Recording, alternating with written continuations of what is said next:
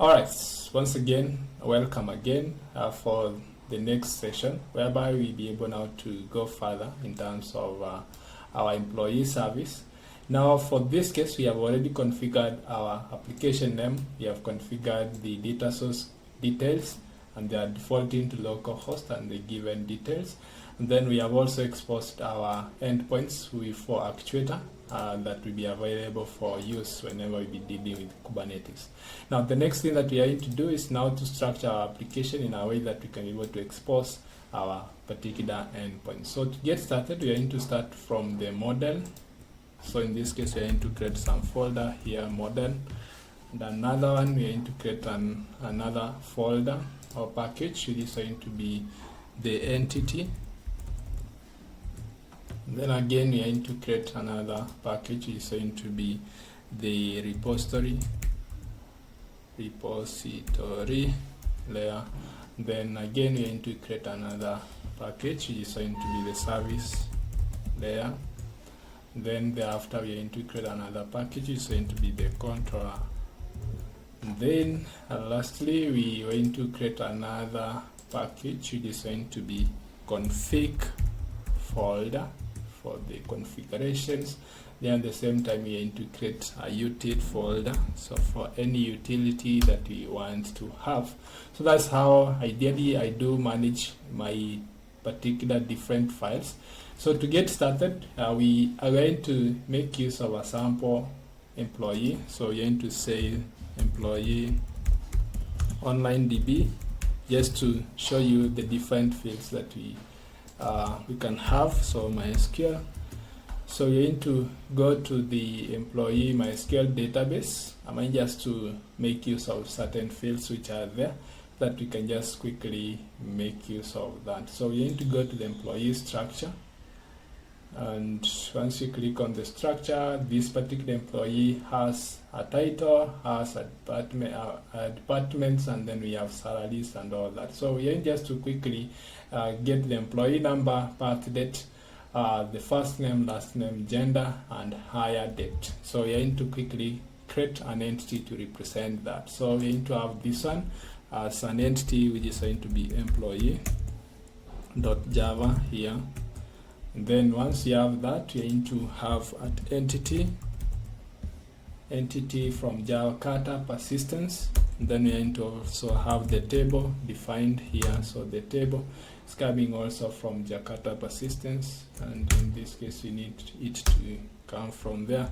So we're going to have the name is going to be equal to employees TPL employees. So I'm going just to have it as TPL table employees, and then from there we need now the particular key, which is going to be employee number. So I'm going just to have a private integer employee number. So you're going to have that this employee number, and then for this case we need to make this one the primary key and also alter the column within the database. So this one is going to be at column, and this particular column is going to take the name. It's going to be equal to employee. From here we can have emp_number. So we're going to have that, and then we need to delegate this one as an ID. So you're going to make use of an ID, which is coming from Jakarta. And then the next thing that we're going to have here is going to be the generation strategy. So we're going to have a generated value. And then within this we're going to specify the actual generation strategy, which is going to be generation strategy type of identity. So I'm going to make use of, because of MySQL, I'm going to use identity for this one. All right. So that's the first representation of the first column. And then the next thing that we're going to have is going to be the path date. We are going to make use of local date, and this one is going to be path date, path date that way, and then it's going to be private local date. So private local date. Then within this we are going to also alter the column name to be path date, and this one is going to be path_date.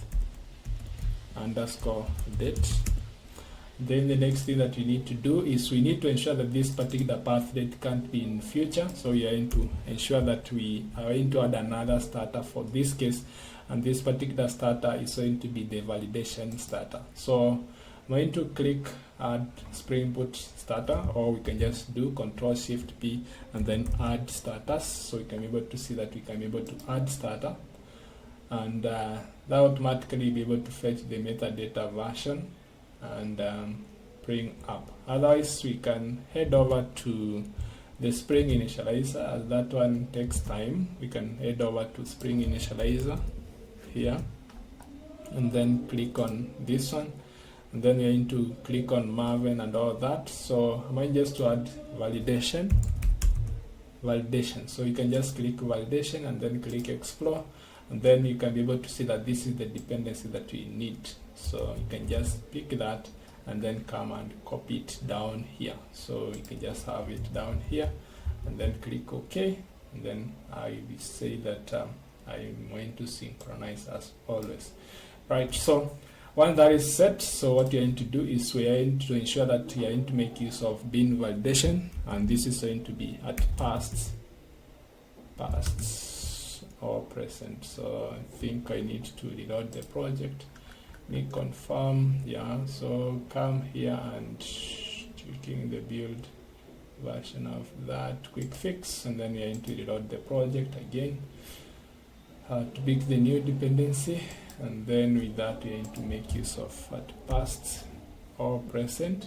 So we are going to ensure that this is ideally a past date, so we are going just to say at past, and then in case you need to specify end message, so we can just be able to see that the message that we want to say, that we can say path date path underscore date, path date cannot needs to be passed.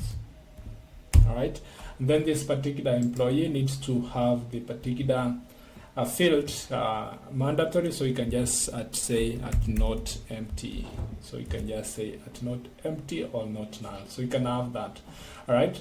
So those are the few validations that you can have by default using that particular validation dependency. Then just proceed and do the other mapping, which is going to be the first name, last name, gender, and hire date.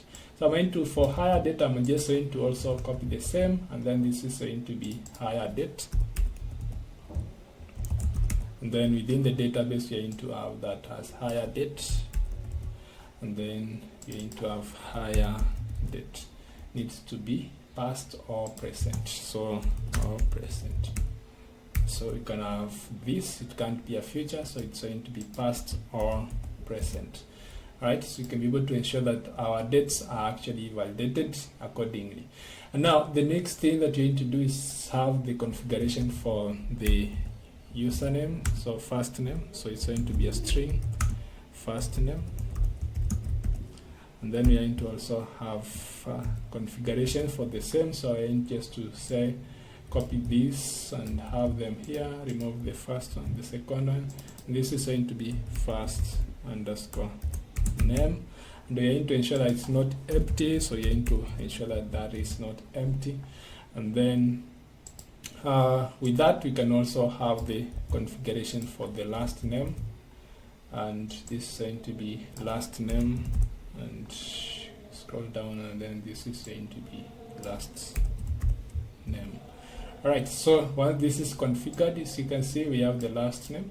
And then lastly, we need to have the other additional gender. So for gender, we are going to create an enumeration of gender values. So this is going to be a num, which is going to be gender, and in this case we're going to make use of gender.java, and then for this case I'm going to select a num of that, and then we're going to have male, comma, female. Right, so we're going to have these two as the to annotate or to identify the particular gender, and this is going to be an enumeration.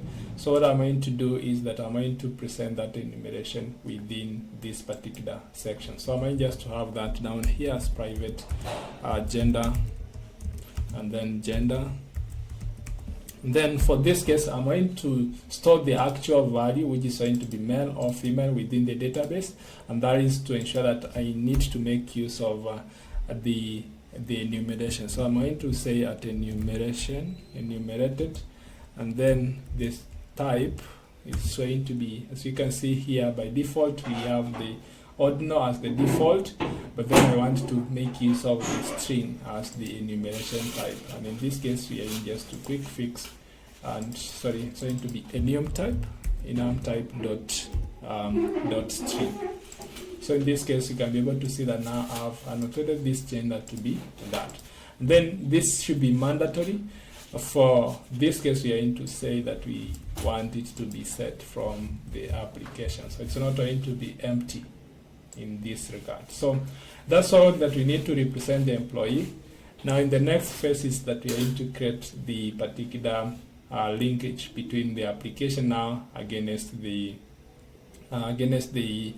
database and also the repository of the same. So let's just stop there, and then we can come back and create the other services.